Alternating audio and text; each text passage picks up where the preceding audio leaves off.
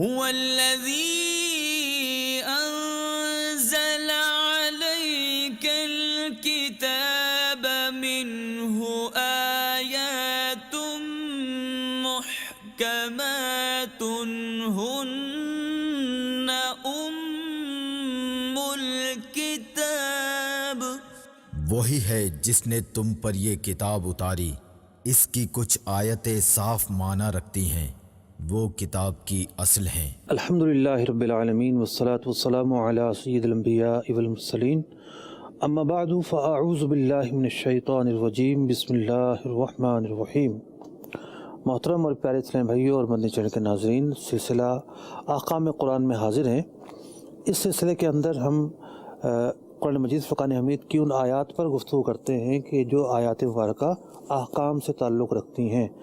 آج کا سلسلہ دو اعتبار سے کم از کم تھوڑا سا مختلف ہے۔ ایک تو اس اعتبار سے کہ الحمدللہ پہلے پارے کے تعلق سے جو آیات احکام تھیں وہ پوری ہو گئیں، اب ہم دوسرے پارے کی طرف آ گئے ہیں اور دوسرے پارے کی جو آیات احکام میں آج اس کا آغاز کر رہے ہیں۔ دوسری بات یہ ہے کہ آج کے سلسلے میں ہم نے ایک آیت شامل نہیں کی بلکہ ایک سے زیادہ آیت شامل کی ہے، اس لیے کہ پورا جو مضمون تھا وہ ایک آیت میں تو بیان کیا ہوا تھا، لیکن اس کے بعد جو ہے وہ یہ مضمون 3 سے 4 آیات پر مشتمل ہے، لیکن ہم کوشش یہ کریں گے 2 آیتیں اور اگر وقت بچا تو تیسری آیت بھی شامل کرنے کی کوشش کریں گے۔ جو آیات آج کے سلسلے میں شامل کی جا رہی ہیں ان کے یہ مضامین ہوں گے۔ نمبر 1 چاہتے رسول کے نظارے، نمبر 2 تاریخ قبلہ، نمبر 3 تحویل قبلہ کا پس منظر اور حکمتیں، نمبر 4 آیات الہیہ پر اعتراضات کرنے والے نادان ہوتے ہیں، نمبر 5 تبدیلی احکام سے مقصود امتحان بھی ہوتا ہے، نمبر 5 امت محمدیہ کے فضائل۔ آج جن 3 آیات کو ہم اپنے سلسلے میں شامل کریں گے 142، 43، 44، لیکن سب سے پہلے 144 نمبر جو آیت ہے سورہ بقرہ کی، آئیے اس کی تلاوت سنتے ہیں۔ قرآن کی روشنی،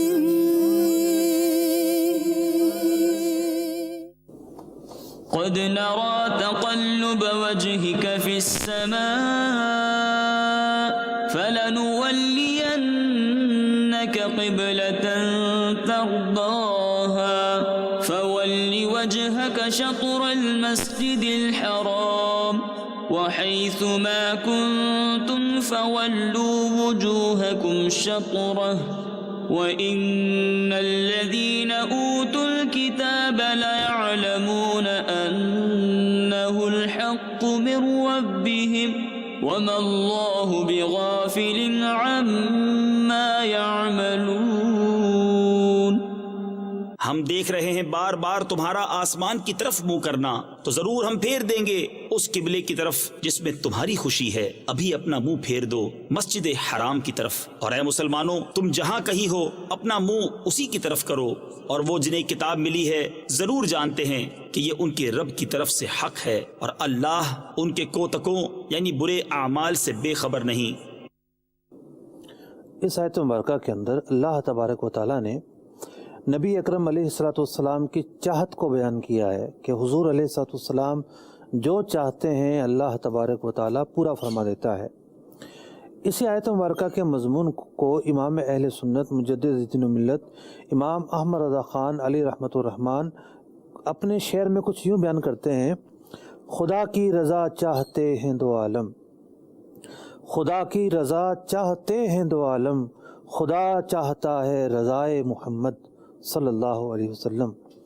تو نبی اکرم علیہ السلام نے اس بات کو پسند کیا کہ کعبہ جو ہے وہ کعبہ شریف ہی قبلہ بنے، تو اللہ تبارک و تعالیٰ نے کعبہ شریف کو ہی قبلہ بنا دیا۔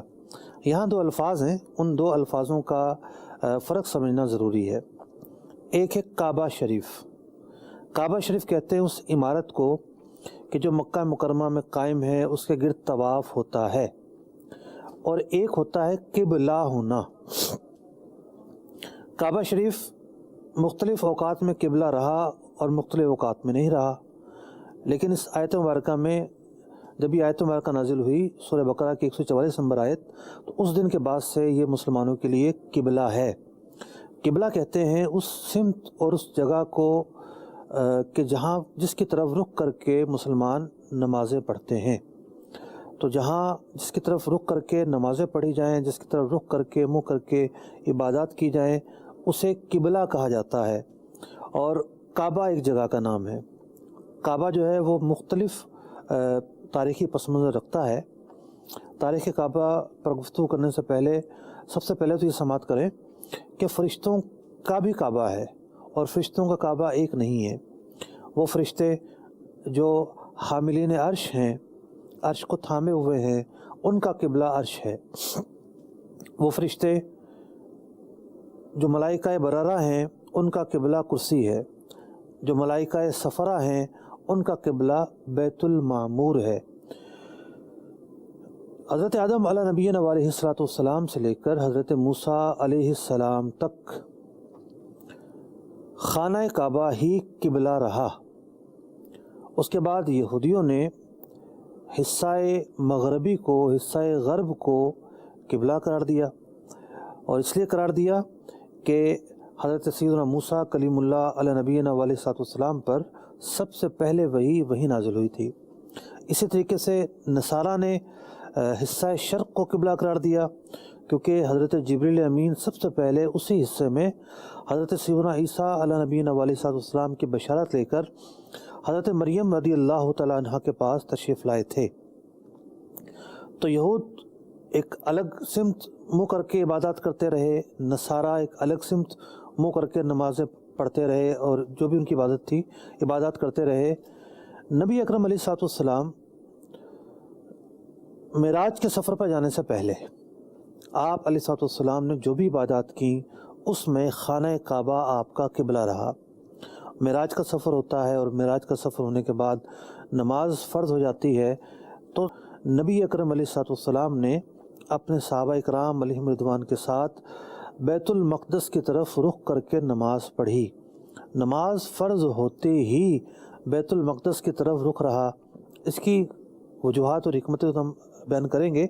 ایک حکمت علماء نے یہ بھی بیان کی کہ چونکہ معراج کے سفر کا آغاز بیت المقدس سے ہوا تھا، اس لیے جب نماز فرض ہوئی جو کہ معراج کا ایک عظیم تحفہ تھی، تو اس ملنے والے عظیم تحفے کی جو ابتدا ہوئی یہ بیت المقدس کی طرف منہ کر کے نماز پڑھنے ہی سے ہوئی۔ نبی اکرم علیہ السلام جب تک مکہ مکرمہ میں رہے تو دو قبلوں کی یکجائی ہوا کرتی تھی۔ جی ہاں، اس انداز پر حضور علیہ السلام نماز پڑھتے اور پڑھاتے تھے کہ خانہ کعبہ کی طرف بھی رخ ہوتا، اور بیت المقدس کی جانب بھی آپ علیہ السلام کا رخ ہوتا۔ جب آپ علیہ السلام نے ہجرت فرمائی، اور ہجرت فرمانے کے بعد مدینہ منورہ تشریف لے گئے، تو اب دو قبلوں کی یکجائی کا جو معاملہ تھا وہ نہ رہا۔ علماء نے لکھا نبی اکرم علیہ السلام محلہ بنی سلمہ کے اندر ظہر کی نماز پڑھا رہے تھے۔ پیر کا دن تھا، 15 رجب المرجب تھی۔ ظہر کی نماز کی 2 رکعتیں ہو چکی تھیں۔ نبی اکرم علیہ السلام کی چاہت یہ تھی، آپ علیہ السلام کی خواہش یہ تھی کہ خانہ کعبہ ہی قبلہ بن جائے، بیت المقدس قبلہ نہ ہو۔ حضور علیہ السلام اس چاہت کو لیے آسمان کی طرف دیکھتے ہیں۔ آسمان کی طرف آپ کا دیکھنا اللہ تبارک و تعالیٰ کی بارگاہ میں مقبول ہوتا ہے۔ 2 نمازیں آپ نے بیت المقدس کی طرف رخ کر کے پڑھی ہیں۔ اسی وقت جبریل امین یہی آیت مبارکہ لے کر نازل ہو جاتے ہیں۔ سورہ بقرہ کی 144 نمبر آیت، نبی اکرم علیہ السلام اپنا رخ خانہ کعبہ کی طرف کر لیتے ہیں۔ یوں سمجھیے کہ جس طرح میرا دایاں حصہ ہے یا بایاں حصہ ہے، یہ 2 مخالف سمتیں ہیں۔ تو وہ مسجد کہ جسے اب مسجد قبلتین کہا جاتا ہے، کہ جس میں حضور علیہ السلام نماز پڑھا رہے تھے اور وہاں پر تحویل قبلہ کا حکم ہوا، تو آپ کا جو رخ تھا ایک طرف جو ہے آپ رخ کر کے نماز پڑھا رہے تھے، اور تحویل قبلہ ہوا تو بالکل اپوزٹ رخ ہو گیا۔ اور اس مسجد کے اندر آج بھی نشانی موجود ہے کہ اب جس طرف نماز پڑھتے ہیں اس کے پیٹھ کی طرف جو ہے وہ بیت المقدس تھا، اور وہاں رک کر کے نمازیں پڑھی جاتی تھیں۔ یقینی طور پر ایسا ہوا ہوگا کہ جو پہلی صف تھی وہ آخری صف بن گئی ہوگی، اور جو آخری صف تھی وہ پہلی صف بن گئی ہو گئی، اور نبی اکرم علیہ الصلوۃ والسلام حالت نماز ہی میں آگے جا کر آپ نے نماز ادا فرمائی ہوگی۔ جب قرآن نازل ہو رہا تھا تو بہت سارے مسائل کی نوعیت مختلف تھی، اور نبی اکرم علیہ الصلوۃ والسلام کی ذات مبارکہ کے تعلق سے ویسے بھی مسائل مختلف ہیں۔ حضور علیہ الصلوۃ والسلام تو وہ ہستی ہیں کہ اگر صدیق اکبر رضی اللہ تعالیٰ عنہ نماز پڑھا رہے ہوں تو آپ دوران نماز آ جاتے ہیں، اور صدیق اکبر رضی اللہ تعالیٰ عنہ پیچھے ہٹ جاتے ہیں۔ تو خیر، خانہ کعبہ جو ہے وہ کس طرح قبلہ بنا اور اس کے قبلہ ہونے کا کیا پس منظر رہا، اس حوالے سے ہم نے کچھ نکات آپ کے سامنے رکھے ہیں، اور یہ بھی بیان کیا ہے کہ جو تحویل قبلہ کا معاملہ ہے یہ مختلف امتوں میں اس کا معاملہ مختلف رہا ہے۔ نبی اکرم علیہ الصلوۃ والسلام پر جب یہ آیت مبارکہ نازل ہوئی، آپ صلی اللہ علیہ وسلم نے خانہ کعبہ کو قبلہ بنا لیا۔ اس آیت مبارکہ میں دو حکم دیے گئے کہ اے محبوب علیہ الصلوۃ والسلام، آپ اپنا رخ جو ہے وہ خانہ کعبہ کی طرف کر لیجئے، اور دوسری بات یہ کہ جو بھی زمین میں کسی بھی جگہ ہے اب وہ خانہ کعبہ کی طرف رخ کر کے ہی نماز پڑھائے گا۔ یہ بھی واقعات کتب احادیث میں ملتے ہیں کہ بعض صحابہ کرام رضوان اللہ تعالیٰ علیہ مجمعین کسی اور جگہ پر نماز پڑھا رہے تھے، مدینہ منورہ میں مختلف مساجد تھیں، انہیں پتہ نہ چلا، تو انہیں جب کسی نے جا کے خبر دی دوران نماز، تو دوران نماز ہی انہوں نے اپنا رخ تبدیل کر لیا۔ آخر تحویل قبلہ کیوں ہوا؟ اس میں کیا حکمتیں تھیں؟ دیکھیے، ایک حکمت تو یہ تھی کہ نبی اکرم علیہ الصلوۃ والسلام کا جو لقب ہے، ایک لقب ہے امام القبلتین، اور سابقہ کتب کے اندر آپ علیہ الصلوۃ والسلام کی جو تعریف و توصیف اور آپ کی جو معرفت بیان کی گئی تھی، آپ کا جو تعارف کروایا گیا تھا، اس میں ایک آپ کا وصف یہ تھا کہ آپ امام القبلتین ہوں گے، یعنی دو قبلوں کی طرف رخ کر کے امامت کروائیں گے، یہ شرف آپ کو حاصل ہوگا۔ تو اس لیے پہلے بیت المقدس جو ہے وہ آپ کا قبلہ رہا، اور پھر خانہ کعبہ جو ہے اس کی طرف حضور علیہ الصلوۃ والسلام نے رخ کر کے نمازیں پڑھائیں۔ حضور اکرم علیہ الصلوۃ والسلام کی ذات مبارکہ میں اللہ تبارک و تعالیٰ نے ان تمام اوصاف کو یکجا کیا ہے کہ جو پچھلے انبیاء علیہ السلام کے اندر پائے جاتے تھے۔ انبیاء سابقین کے اندر جو کمالات، جو معجزات پائے جاتے تھے، نبی اکرم علیہ الصلوۃ والسلام کہ ذات مبارکہ میں وہ کمالات اور وہ معجزے بھی جمع ہوئے، اور اللہ تبارک و تعالیٰ نے اس سے بڑھ کر معجزے اور کمالات آپ علیہ الصلوۃ والسلام کو عطا فرمائے۔ تو حضرات انبیاء علیہ السلام نے مختلف سمتوں میں نمازیں پڑھیں اور عبادات کیں، اور ایک سمت جو ہے وہ بیت المقدس تھی، دوسری سمت خانہ کعبہ تھی۔ تو نبی اکرم علیہ الصلوۃ والسلام کو ان دونوں امتیازات سے مشرف کیا گیا کہ آپ علیہ الصلوۃ والسلام نے دونوں سمتوں میں نمازیں ادا فرمائی ہیں۔ تحویل قبلہ اس بات کو بیان کرتی ہے کہ مسلمان سمت کی عبادت نہیں کرتا، بلکہ سمت اس کے لیے ثانوی حیثیت رکھتی ہے۔ جہاں اللہ تبارک و تعالیٰ کا حکم ہوگا وہیں رک کر کے وہ نماز پڑھے گا۔ تو سمت ثانوی حیثیت ہوتی ہے۔ جو قبلہ ہے وہ اصل عبادت نہیں ہے، وہ راہ عبادت ہے۔ اور علماء نے یہ بیان کیا کہ انسان کے اندر دو طرح کی قوتیں ہوتی ہیں۔ ایک قوت کا نام ہے قوت عقلیہ۔ عقل جو ہے اس کے جو ذرائع ہیں وہ ہیں حواس خمسہ، یعنی دیکھ کر کسی چیز کا اندازہ لگاتی ہے، سن کر کسی چیز کا اندازہ لگاتی ہے، چکھ کر کسی چیز کا اندازہ لگاتی ہے، محسوس کر کے کسی چیز کا اندازہ لگاتی ہے۔ تو عقل کے جو نمائندے ہیں اور عقل کو جو خبریں دینے والے ذرائع ہیں ان کا نام ہے حواس خمسہ۔ تو حواس خمسہ یوں کہہ لیجئے کہ محسوسات کو کہتے ہیں، جنہیں ہم دیکھ سکتے ہیں، جنہیں ہم محسوس کر سکتے ہیں، جنہیں ہم سن سکتے ہیں۔ انسان کے اندر ایک قوت یہ پائی جاتی ہے، اس قوت کا نام ہے قوت عقلیہ۔ انسان کے اندر دوسری قوت پائی جاتی ہے، اس قوت کا نام ہے قوت خیالیہ۔ تو قوت خیالیہ جو ہے وہ عبادات کے اندر بڑی اہمیت کی حامل ہوتی ہے۔ جب بندہ عبادت کرتا ہے تو چونکہ اللہ تبارک و تعالیٰ کا وجود ایسا وجود ہے کہ جس کا احاطہ کرنا ممکن نہیں، نہ دنیا میں اس کا دیکھنا ممکن ہے، تو اللہ تبارک و تعالیٰ نے اپنے انوار و تجلیات اور اپنی رحمتوں کا جو مرکز ہے وہ خانہ کعبہ کو بنایا ہے۔ تو خانہ کعبہ انوار و تجلیات کا مرکز ہے، ایسا نہیں کہ اللہ تعالیٰ وہاں رہتا ہے، بلکہ وہ اللہ ہی کے لیے ہے، اس لیے بیت اللہ کہا جاتا ہے، کسی اور کا گھر نہیں ہے۔ تو یہ ایک اضافت جو ہے، اضافت اعتباری ہے، ایک اعتبار سے اضافت ہے۔ تو خانہ کعبہ جو ہے وہ جگہ ہے کہ جہاں پر انوار و تجلیات نازل ہوتے ہیں، جہاں پر اللہ تبارک و تعالیٰ کی رحمتیں نازل ہوتی ہیں۔ خانہ کعبہ مرکز تجلیات ہے۔ تو اللہ تبارک و تعالیٰ نے عبادت کرنے والوں کی جو قوت خیالیہ تھی اس کا ایک مرکز ٹھہرا دیا کہ جب نماز پڑھنے لگو تو اپنے خیالات کی جو توجہ ہے وہ اللہ تبارک و تعالیٰ کی طرف کرو، اور اللہ تبارک و تعالیٰ کی طرف توجہ کرنے کا ایک طریقہ یہ ہوگا کہ نماز شروع کرنے سے پہلے اپنا رخ خانہ کعبہ کی طرف کرو، خانہ کعبہ کو اپنے توجہ کا، اپنے یعنی رخ کا قبلہ بناؤ۔ جب مسلمان خانہ کعبہ کو قبلہ بنا لیتا ہے، جب مسلمان خانہ کعبہ کو اپنی توجہ کا مرکز بنا لیتا ہے اور اپنے خیالات کا مرکز بنا لیتا ہے، تو پھر اس کے لیے خشوع اور خضوع اور دل جمعی کے ساتھ جو عبادت کرنا ہے وہ اصل ہو جاتا ہے۔ اور جو قوت خیالیہ ہے، عالم روحانیت میں اس کا بڑا ہی عمل دخل حاصل ہے کہ خیالات کا یکجا کرنا عبادات میں بڑا اہم ہوتا ہے، اس لیے خیالات کا ایک قبلہ جو ہے وہ قرار دیا گیا۔ جو موجود ہیں وہ تو کعبے کو دیکھ رہے ہوتے ہیں، ان کے لیے تو جو ہے وہ کعبہ حصی طور پر موجود ہوتا ہے، لیکن جو دور ہیں وہ کعبے کی طرف رخ کر کے کعبہ کو اپنے خیالات کا مرکز بناتے ہیں۔ قوت خیالیہ جو ہے وہ باطنی عبادات کے اندر بڑی ہی اہمیت رکھتی ہے، بڑی اہمیت کی حامل ہے۔ اسی بنا پر جو ہے وہ تصور شیخ ہو گیا، تصور مدینہ ہو گیا، تصور رسول اکرم علیہ السلام ہو گیا، یہ وہ مطلب کہ افعال اور اعمال ہیں جو صوفیہ کی تعلیمات کے اندر ملتے ہیں۔ خیالات جو ہیں وہ پاکیزہ ہو جائیں تو بندے کا پورا وجود پاک ہو جاتا ہے۔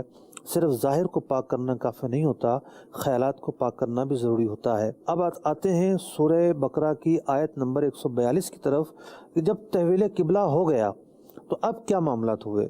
سورہ بقرہ کی آیت نمبر 142۔ سيقول السفهاء من الناس ما ولاهم عن قبلتهم التي كانوا عليها قل لله المشرق والمغرب يهدي من يشاء إلى صراط مستقيم۔ اب کہیں گے بے وقوف لوگ، کس نے پھیر دیا مسلمانوں کو ان کے اس قبلے سے جس پر تھے؟ تم فرما دو کہ پورب پچھم یعنی مشرق و مغرب سب اللہ ہی کا ہے، جسے چاہے سیدھی راہ چلاتا ہے۔ اس آیت مبارکہ میں اس پس منظر اور ان احوال کو بیان کیا گیا ہے کہ جو تبدیلی قبلہ کے بعد رونما ہوئے۔ مشرکین جو ہے یعنی مشرکین مکہ، وہ اس بات پر جلتے بنتے تھے کہ آپ مکہ مکرمہ میں پیدا ہوئے، آپ جو ہے اپنے آپ کو دین ابراہیم کا متبع قرار دیتے ہیں، لیکن ہم خانہ کعبہ کو اپنا مرکز بناتے ہیں اور حضور علیہ السلام پر نماز فرض ہوئی ہے تو آپ خانہ کعبہ کو مرکز بنانے کے بجائے بیت المقدس کی طرف رخ کرنے کا حکم دیتے ہیں۔ جب نبی اکرم علیہ السلام مدینہ منورہ میں آ گئے تو یہاں یہود بکثرت پائے جاتے تھے، اور جب تحویل قبلہ کا حکم ہوا تو وہ بڑے سیکھ پا ہوئے کہ جناب آپ مکہ میں تھے تو آپ نے مشرکین مکہ کا خلاف کیا، اور یہاں آپ آئے ہیں تو یہاں آپ ہمارا خلاف کر رہے ہیں۔ ہم بیت المقدس کو اہم جانتے ہیں لیکن آپ بیت المقدس کے بجائے اب جو ہے وہ خانہ کعبہ کو اپنا قبلہ بنا رہے ہیں۔ تو بہت سارے انہوں نے اعتراضات کیے، اور ان کے جو اعتراضات تھے وہ نادانی پر مشتمل تھے، غیر دانش مندانہ اعتراضات تھے۔ وہ اعتراض برائے اعتراضات تھے، ان کے اندر عصبیت تھی، ان کے اندر اناد تھا، ان کے اندر جو ہے وہ تعصب تھا۔ اسی بنا پر اللہ تبارک و تعالیٰ نے قرآن مجید فرقان حمید میں فرما دیا سیقول السفہاء، کہ اب جو بے وقوف لوگ ہیں وہ یوں کہیں گے، یعنی اس طریقے سے وہ اعتراضات کریں گے۔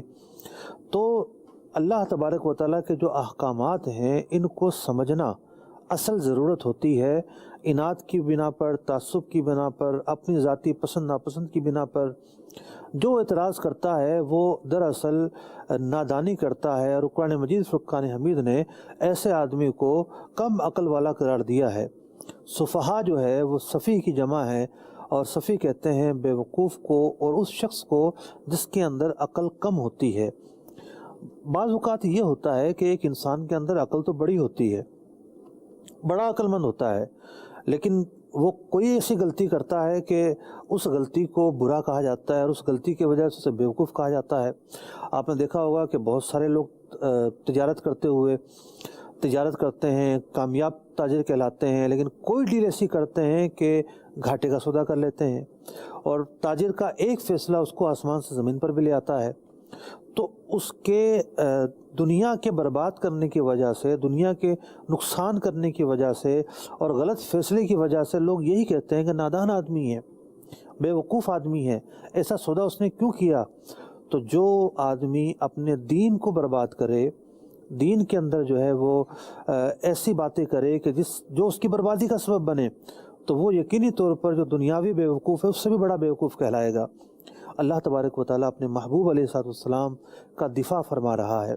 نبی اکرم علیہ السلام پر جو اعتراضات ہو رہے ہیں، اللہ تبارک و تعالیٰ حضور اکرم علیہ السلام کو اس کے بارے میں تسلی دے رہا ہے، اور یہاں واضح فرما دیا گیا وہ اللہ تبارک و تعالیٰ وہ ہستی ہے، وہ ذات ہے کہ مشرق اور مغرب اللہ کے لیے ہے، لیکن اللہ تبارک و تعالیٰ نے جس جگہ کو قبلہ بنانے کا حکم دیا گیا ہے اسی جگہ کو قبلہ بنایا جائے گا۔ اللہ تبارک و تعالیٰ ایسا نہیں ہے کہ خاص جگہ عبادت کی جائے جبھی اس کی بارگاہ میں قبول ہوگی، ایسا نہیں ہے، لیکن اگر اللہ تعالیٰ نے حکم دیا ہے تو اس حکم کی پاسداری ہی کامیابی ہوگی، ورنہ نقصان ہی نقصان ہوگا۔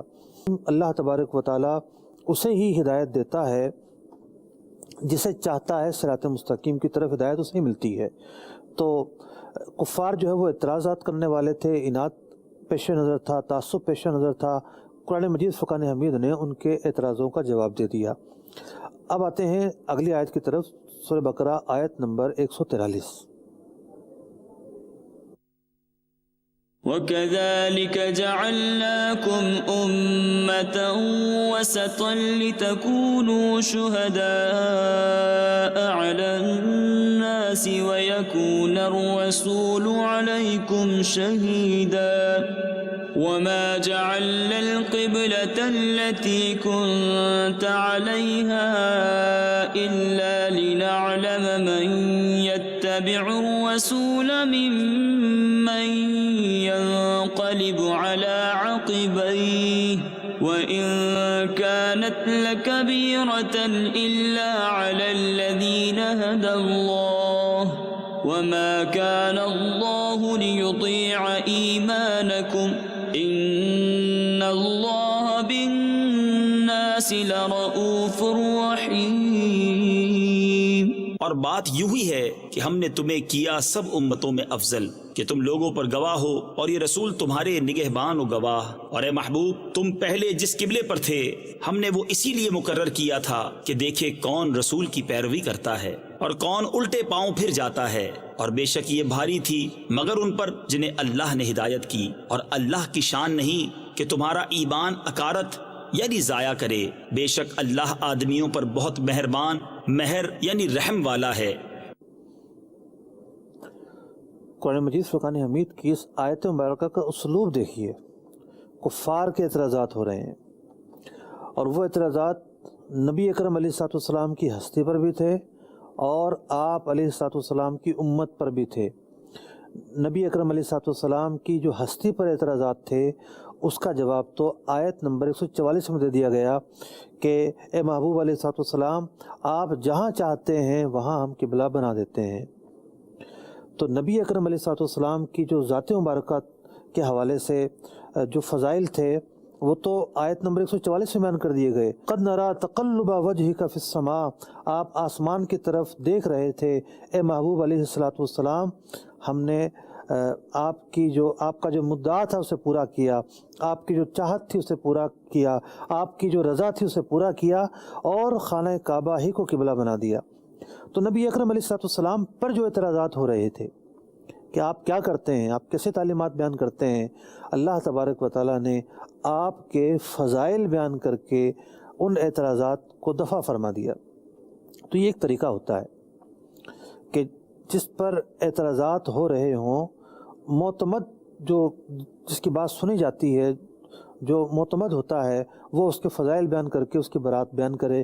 دوسرے اعتراضات ہو رہے تھے امت مسلمہ پر، تو اللہ تبارک و تعالیٰ نے اس آیت مبارکہ کے یعنی آیت نمبر 143 کے پہلے حصے کے اندر، پہلے جملے کے اندر امت مسلمہ کے فضائل کو بیان کیا اور فرمایا جعلناکم امۃ وسطا، کہ تمہیں افضل امت اللہ تبارک و تعالیٰ نے بنایا ہے۔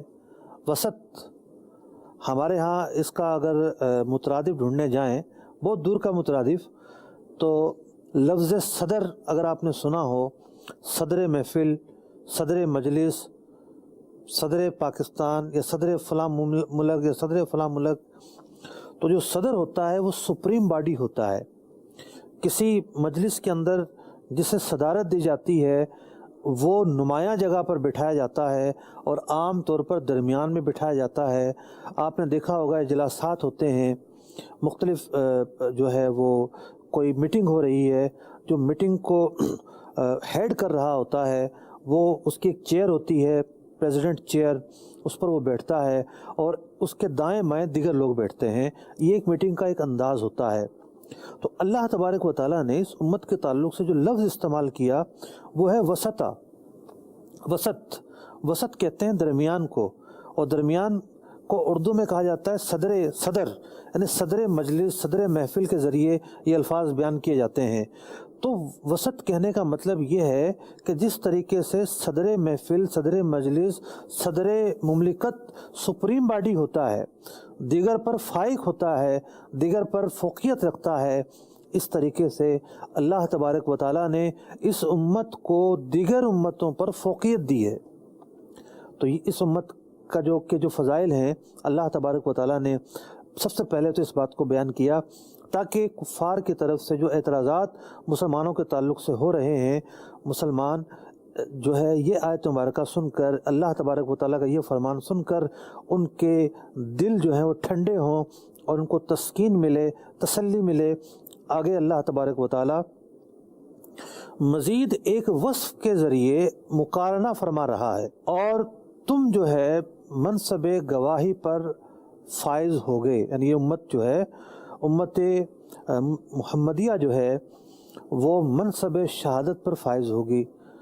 اب شہادت کا جو منصب ہے دنیا میں بھی اسے حاصل ہے اور آخرت میں بھی اسے حاصل ہے۔ دنیا میں کس اعتبار سے حاصل ہے کہ مسلمان کی جو گواہی ہے وہ حجت ہے، مسلمانوں کا جو اجماع ہے وہ حجت شرعیہ ہے، اور دین کے جو 4 اصول ہیں قرآن، سنت، اس کے بعد اس کا تیسرا نمبر آتا ہے اجماع امت، اور چوتھا اصول ہے قیاس۔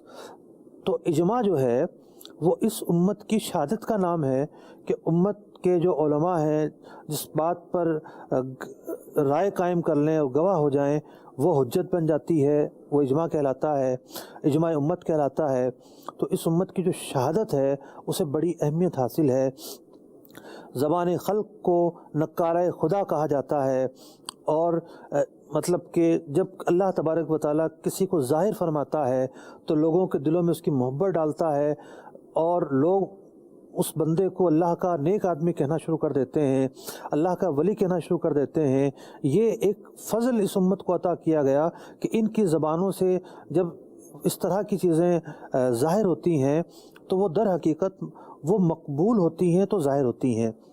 بروز قیامت کس طریقے سے اس امت کو شہادت کا منصب حاصل ہوگا؟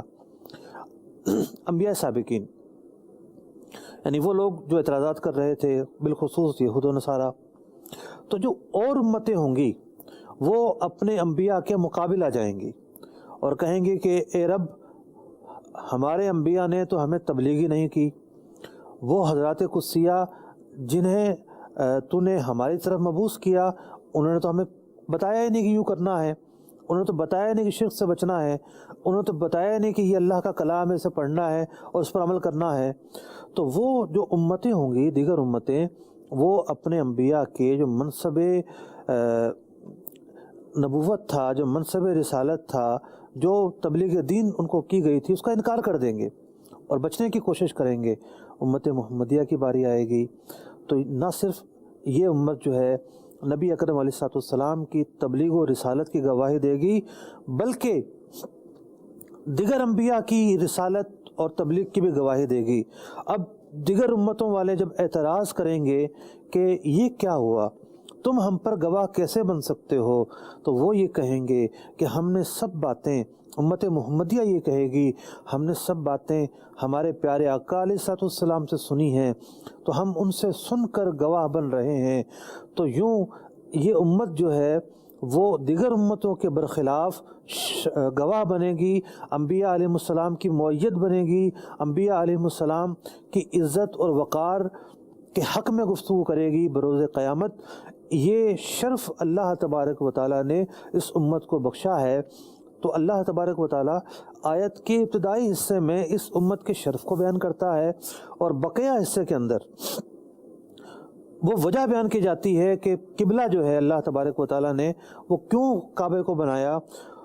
وما جعلنا القبلۃ التی کنت علیہا، اور اے محبوب علیہ السلام مکہ مکرمہ میں جب آپ تھے اور خانہ کعبہ میں رہتے ہوئے، یعنی مکہ مکرمہ میں رہتے ہوئے، خانہ کعبہ کے قرب میں رہتے ہوئے آپ بیت المقدس کی طرف جو نماز پڑھتے تھے، وہ ان لوگوں کا امتحان تھا کہ کون آپ کا ساتھ دیتا ہے اور کون نہیں دیتا۔ اور جب آپ یہاں تشریف لے آئے ہیں تو یہ یہاں کے لوگوں کا امتحان ہے کہ کون آپ کا ساتھ دیتا ہے اور کون ساتھ نہیں دیتا۔ فرمایا گیا وَإِن كَانَتْ لَكَبِيرَةً إِلَّا عَلَى الَّذِينَ هَدَى اللَّهُ، اور یہ جو معاملہ ہے یہ بڑا ہی بھاری ہے، مطلب کہ اپنی چاہت کو چھوڑ کر حضور کے پیچھے چلنا، اپنے پس منظر کو چھوڑ کے حضور کے پیچھے چلنا، سابقہ روایات کو چھوڑ کر نبی اکرم علیہ السلام کے پیچھے چلنا اور آپ کی بات پر لبیک کہنا، یہ بڑا ہی دشوار عمل تھا، مگر جسے اللہ تعالیٰ نے ہدایت دی وہ اس پر عمل پیرا ہوا۔ تو تحویل قبلہ کے تعلق سے آج ہم نے اپنے سلسلے میں یہ 3 آیات شامل کی۔ پہلے سورہ بقرہ کی آیت نمبر 144، جس کے اندر وہ حکم براہ راست دیا گیا تھا کہ آپ جو ہے اپنا رخ خانہ کعبہ کی طرف کر لیجئے۔ دوسری آیت مبارکہ 142، جس کے اندر اعتراضات کرنے والوں کو سفہاء یعنی بیوقوف کہا گیا تھا اور ان کی مذمت بیان کی گئی تھی۔ تیسری وہ آیت مبارکہ کہ جو اس امت محمدیہ علی صاحبہ الصلاۃ والسلام کے فضائل سے شروع ہوتی ہے، اور پھر وہ وجہ بیان کی جاتی ہے کہ جو تحویل قبلہ کے اندر حکمتیں ہیں، ان میں سے ایک حکمت یہ ہے کہ اس عمل کے ذریعے لوگوں کا امتحان مقصود تھا۔ جو امتحان پر پورا اترے وہ کامیاب ہوئے، جن کے دل میں نفاق تھا وہ ظاہر ہو گئے، جن کے دل میں عناد تھا ان کا عناد ظاہر ہو گیا، اور مسلمان جو ہے وہی کامیاب ٹھہرے۔ اللہ تبارک و تعالیٰ سے دعا ہے کہ اللہ تبارک و تعالیٰ ہمیں نبی اکرم علیہ السلام کی تعلیمات پر عمل کرنے کی توفیق عطا فرمائے، اور جو کچھ ہم نے آج سنا ہے اس پر عمل کرنے کی توفیق عطا فرمائے۔ آمین بجاہ النبی الامین صلی اللہ تعالی علیہ وسلم۔ هو الذي أنزل عليك الكتاب منه آيات محكمات هن أم الكتاب، وہی ہے جس نے تم پر یہ کتاب اتاری، اس کی کچھ آیتیں صاف معنی رکھتی ہیں، وہ کتاب کی اصل ہیں۔